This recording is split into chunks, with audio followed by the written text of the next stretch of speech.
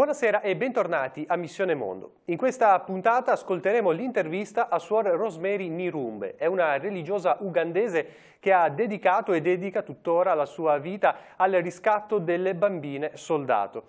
È una donna particolare, speciale, che è stata considerata dalla CNN eroe dell'anno nel 2007 e nel 2014 il settimanale americano Time l'ha nominata fra le 100 persone più influenti al mondo. Una donna viene definita contro i signori della guerra, una suora che ha accolto e riscattato oltre 2000 ragazze schiave sessuali di miliziani feroci.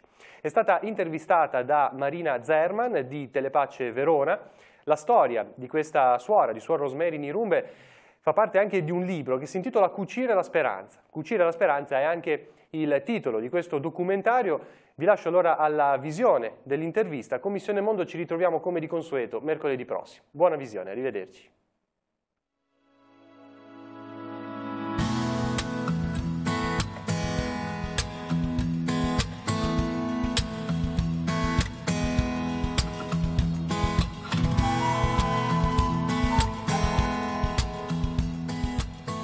Suor Rosemary Nirumbe è stata nominata nel 2007 dalla CNN tra gli eroi dell'anno e nel 2014 tra le persone più influenti dal settimanale Time. Ed è appena uscito questo libro, Rosemary Nirumbe, Cucire la speranza, per Emi editrice. Allora, abbiamo con noi Suor Rosemary, io sono molto contenta, faremo l'intervista in inglese, ma intanto le chiedo se ci può spiegare qual è la situazione delle ragazze soldato in Uganda. The situation which I am talking about to everybody is for young women who were trained as child soldiers. Of course, even boys who were trained. But many times when you talk about child soldiers, people immediately think of boys only. They do not think of the women. For me, the women have double disadvantaged because they were trained as soldiers, they were used as sex slaves, sometimes they were given as a reward to the commanding officers who took them as their wives when they are very, very young and sexually abused them. And on top of that, some of these girls got children from rebel commanders, and getting children, those who manage not to be killed try to escape to come home, and when they come home, the society was not accepting them, even their own families, just because the rebels used the tactics of bringing these children after abduction back to their homes and force them to commit atrocities, killing their family members, killing their relatives, and sometimes even killing their parents. So this made the society afraid of receiving these children back. Quello che dice è terribile. Ci può spiegare perché ha deciso di cambiare queste storie? I knew there was a desperate situation for these women in all what I described: rejection, psychological torture, sexual torture, and having children who nobody was claiming. Because in our culture, children would belong to the father. It's a patrilineal society. But here are girls who even lost their chances of growing in a family, lost the chance of education, and suddenly find themselves with the children with no fathers. I found it was a very, very difficult situation. And when the society rejected them, I was totally pushed to get these girls and accept them and receive them just with love and compassion and become their mother.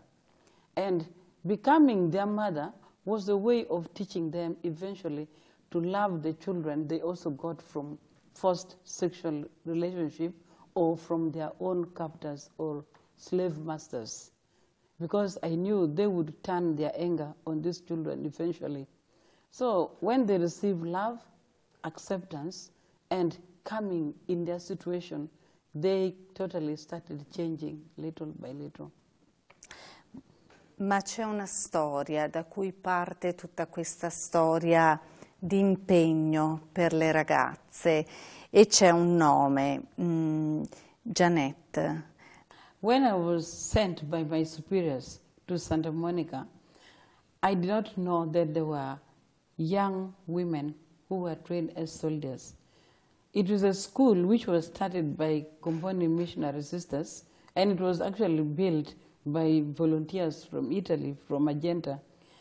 The school was supposed to take 300 people, but with the situation of war, there were only 30 girls when I arrived.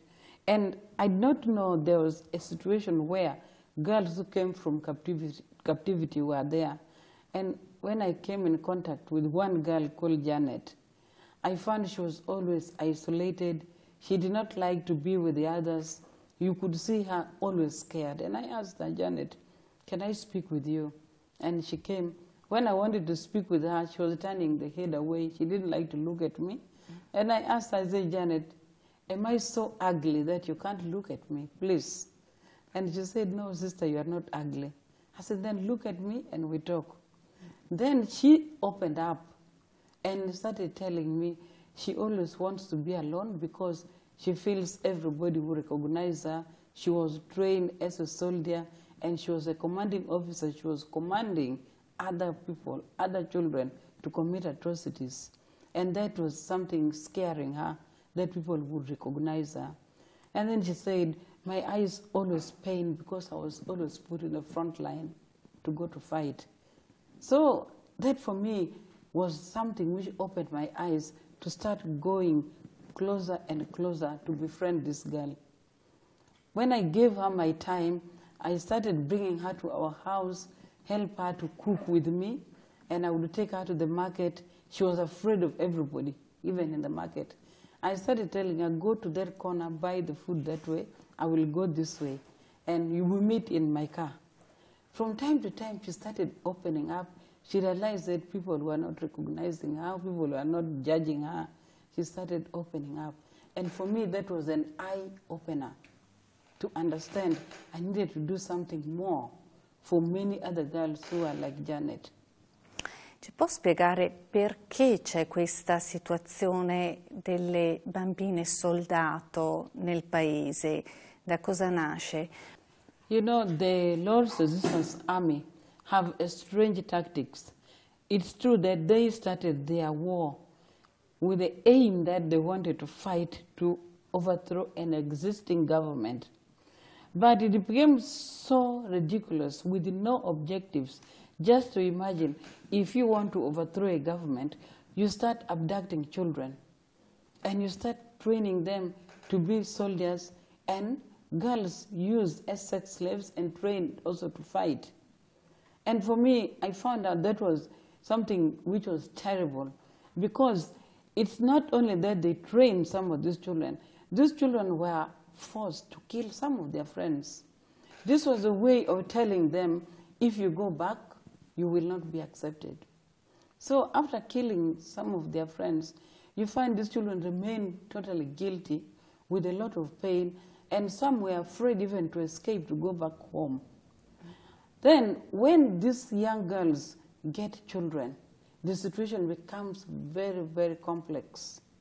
And I always admire them because in the bush, they were helping one another to give birth, sometimes just teenagers helping another teenager. And when they manage to escape to come back home, finding nobody they can fall on, nobody who can accept them, nobody who can say, I will help you as a mother, was more painful. So it became something which was increasing their trauma and their pain. Dopo aver incontrato Janet, lei ha lanciato un appello per radio, e cos'è successo? I made a radio announcement telling the women, I said, if there are girls out there who escaped from the rebels and are in town or anywhere, come to Santa Monica and come as you are. If you are pregnant, come like that. If you have children, come with the children. Just know that you are going to be accepted and the door will be open for you.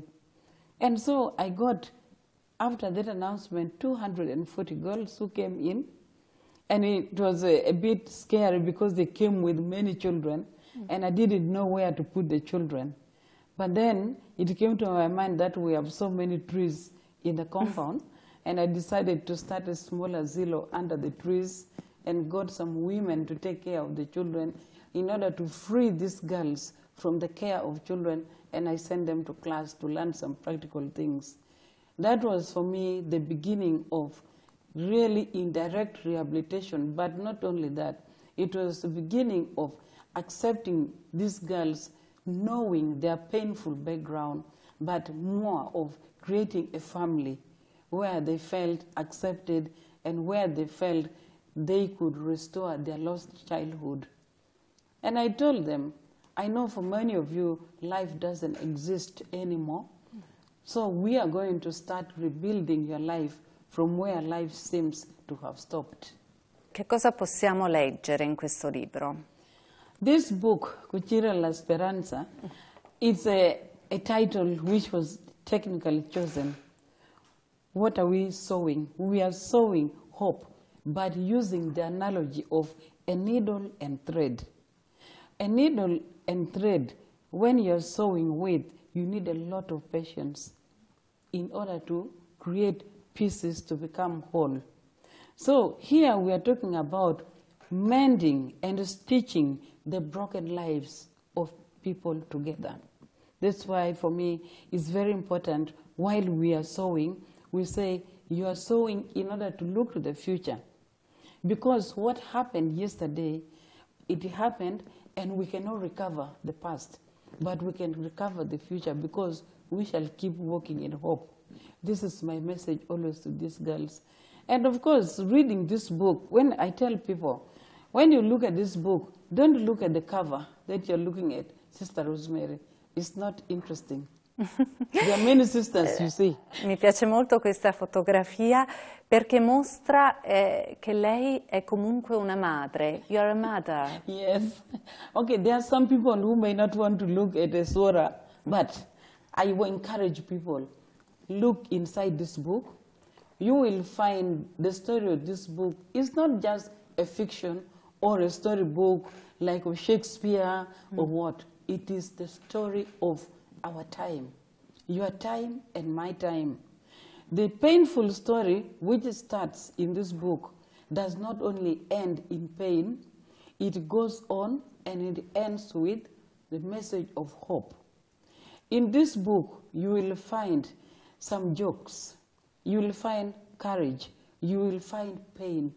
You will find a moment where your heart will break and you don't want to continue.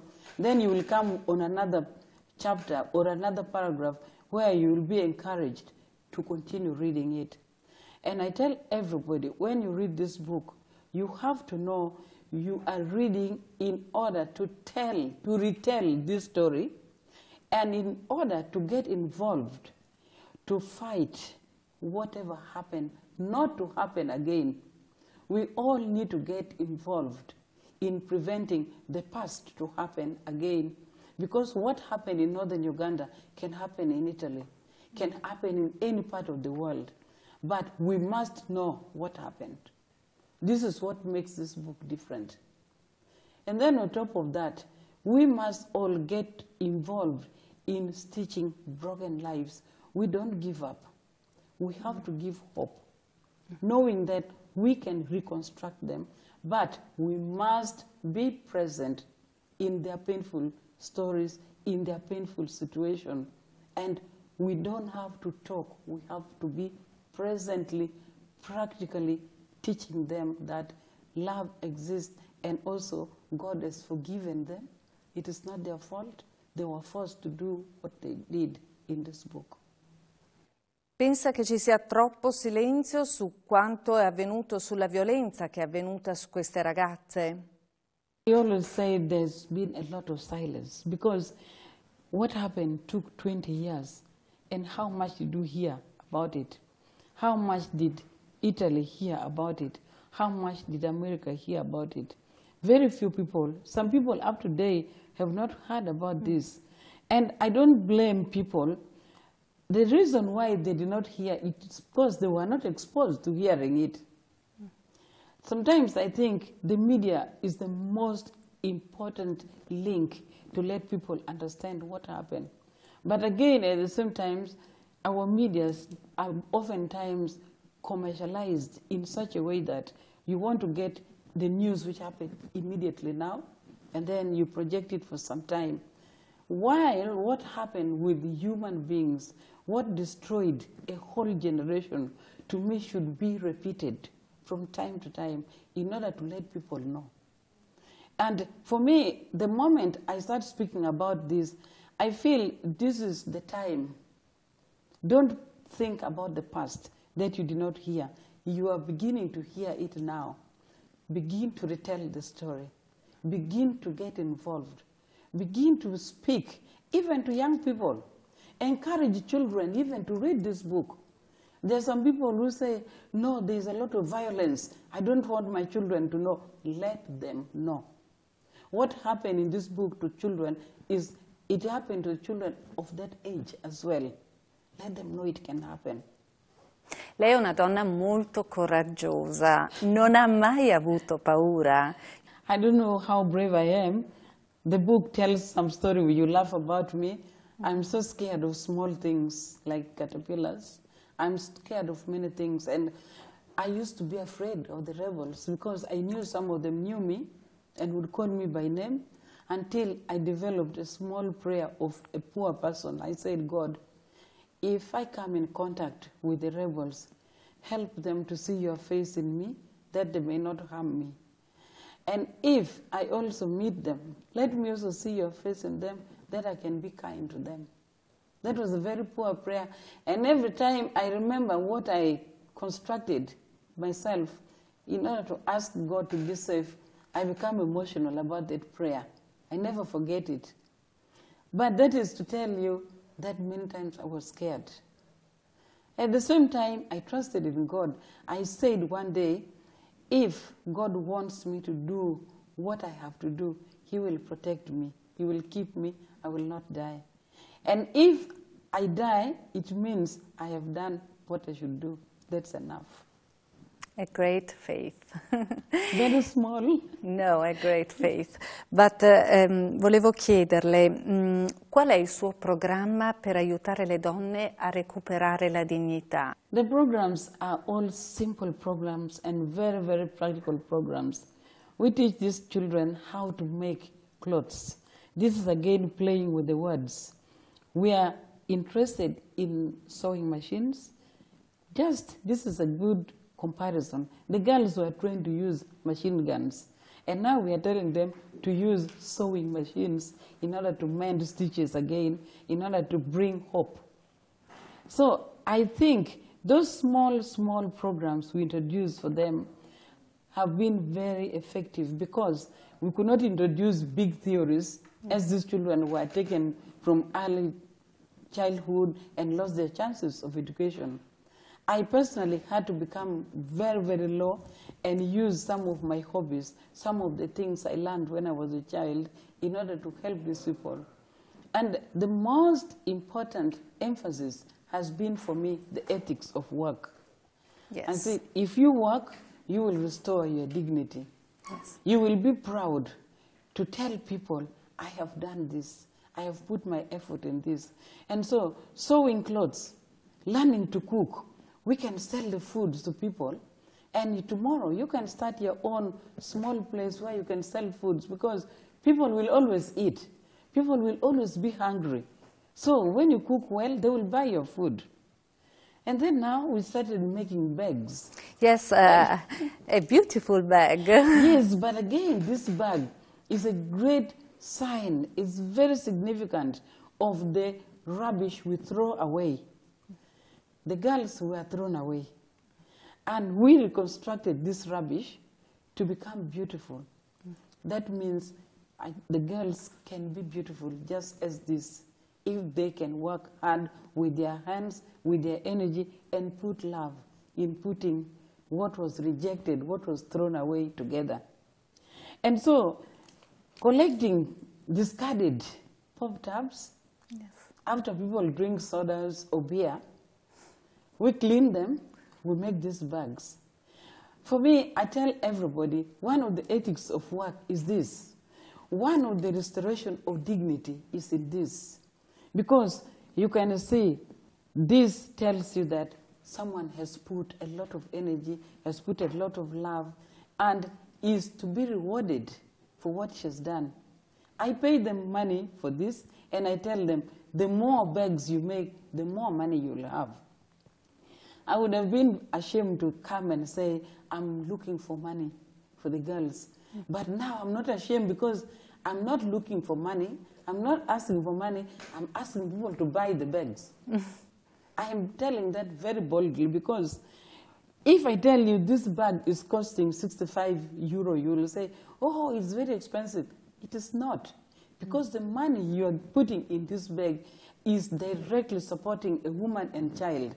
You are actually rewarding her for trying and working very hard to restore her own dignity instead of going on the street to beg or going on the street to become a prostitute. But dove si possono comprare queste borse? Where do you buy these So far, bags? we have a website called sewinghope.com where you can buy these bags in America. But I'm hoping, and really I pray that I get an opportunity to bring these bags here, either to groups or to people who can raise funds or who can spread awareness about the importance of having these bags. And also the importance of giving these women a job, an opportunity to restore their dignity. A great job. Thank you. Really. And a good design too. Yeah, I like it. Different Yes. designs, yes. Posso chiederle un'altra cosa? In che modo riesce a parlare di Dio a queste ragazze, se ci riesce? You know, I tell everybody, it is not easy just speaking about God. It is better to be practical. And for me, being practical first is to be present with them, accompany them. You know their background, don't speak about it. Start from today and walk ahead, look forward. Because if we left these girls by themselves, you would never succeed to make them live again and look at the future with hope. But being present, they see me as a religious. They see me, I've left everything. I made a choice to be there. I would have chosen to be maybe in any place where I'm working and I'm receiving a lot of money. I am capable. But I choose to be with them. For me, they can see it is God who has directed me to be there. And so they can see that they need God in their life.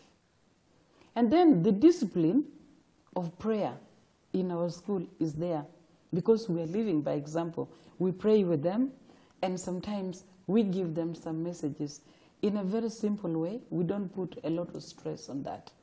For me, the practicality of the presence of God is very important. Possiamo dire che dopo tanta violenza l'amore sa rigenerare delle vite. Yes, definitely love can help because love can make them walk beyond what they expect, especially those who are feeling very, very guilty and condemning themselves. They are able to forgive themselves. Then they are able to trust in people again. Because imagine these young women had totally lost trust in big people, in adults, and in anybody who they see. They look at people as people who betrayed them. But now with the love, they can trust people again. Qual è la sua speranza per il futuro per queste ragazze? I see that these girls are already walking in dignity. And for me, these girls are the winners of the war. They are not the rebels who are winning the war. The girls are the winners. They are above the rebels, actually, if I can say. They've won the war because they walked out from their trauma and they're living in dignity. And they're looking towards the future with hope. And above all, they are taking care of their children and they're taking care of themselves. Sometimes when you meet them, you see them beautiful. And for me, that is really how I can look at them. One day I met them. I said, I can't recognize you anymore. You look beautiful. And for me, that is hope for the future. That these girls are going to become integrated in the society, and they are also contributing to the economy of the country as well. Abbiamo finito questa intervista con una persona davvero eccezionale. Abbiamo sentito la presenza accanto alle donne ferite, il fatto di esserci e di esserci con un amore grandissimo che supera la violenza, che supera i traumi, di esserci con una fede che è viva, che è concreta. Ha potuto ricostruire più di 2000 vite, più di 2000 ragazze e bambine soldato. Grazie a Rosemary Nirumbe per tutta la sua opera, per quello che fa. Thank you a lot. Grazie. Thank you and Thank you go on very much. with your mission. Thank you, thank you.